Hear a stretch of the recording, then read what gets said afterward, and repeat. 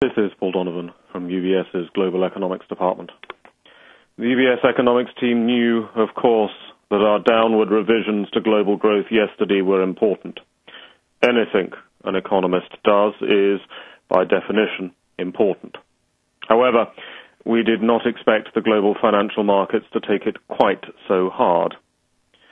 Markets have verged on being disorderly. Indeed, some may have gone over the edge.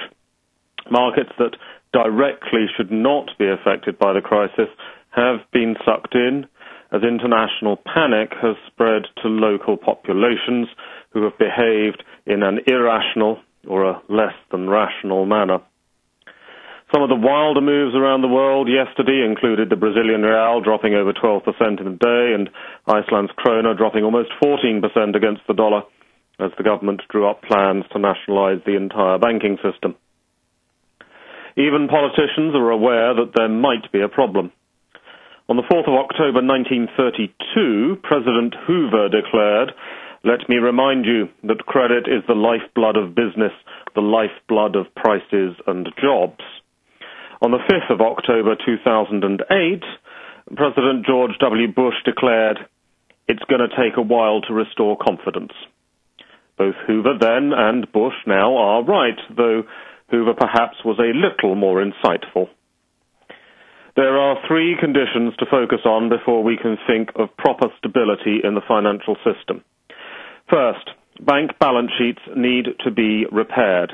The private sector does not have the resources to do this. It will require government action. That means government injecting capital into banks. There is no alternative. Second, the financial system is broken. That means a systemic solution is the preferred solution. Rather than bailing out banks one at a time, offering a comprehensive system-wide solution will allow markets to determine which banks satisfy the criteria and will thus survive. That in turn restores confidence and hastens the normal operation of financial markets. There is no alternative. Third, borrower balance sheets must be repaired. Cutting interest rates gives money to existing borrowers. It does not generate growth because there is no growth in lending. It speeds up the process of balance sheet repair. The downturn is inevitable. Call it a recession if you wish. What policy can do is shorten the length of the downturn. There is no alternative. So what next? Remarkably, Australia leads the way. Often, of course, Australia lags behind. Think of their performance in the Olympics or at rugby.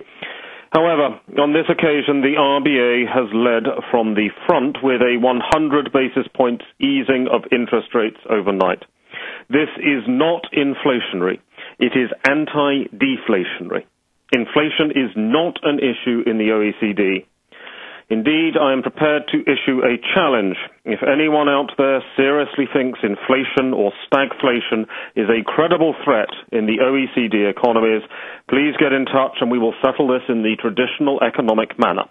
5 3-minute rounds, Marquis of Queensberry rules. Next up, we have Ben Bernanke, the economic cheerleader who can save the world. He is speaking on the economic outlook and financial markets at 6:15 p.m. London time, and we expect a clear and unambiguous commitment to further easing. We have the Bank of England meeting on Thursday, and we expect easing there. We have also the ECB meeting on Thursday. We have to hope that even the ECB realizes what a mess it has gotten into. The wonder that is monetary union has two problems from the outset. It was never an optimal currency area, and it has no credible lender of last resort function for the banking system.